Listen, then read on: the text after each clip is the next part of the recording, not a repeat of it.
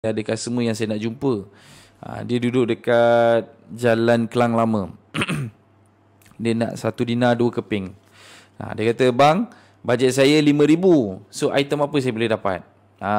Dia macam berminat dekat gold bar 10 gram.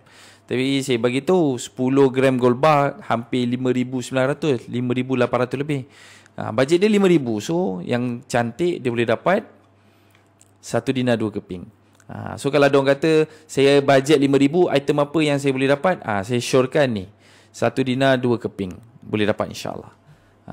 Akan datang berapa harganya? InsyaAllah boleh pergi 1 dinar, boleh pergi RM5,000. Boleh jadi tak? Boleh, tak mustahil. Benda yang sama sekarang. Dulu 600 je. Saya beli 1 dinar dulu 600. Paling tinggi pun waktu tu 1,100. Sekarang ni berapa? 2,500. Naik double. Bukan sekat double, lebih lagi daripada double.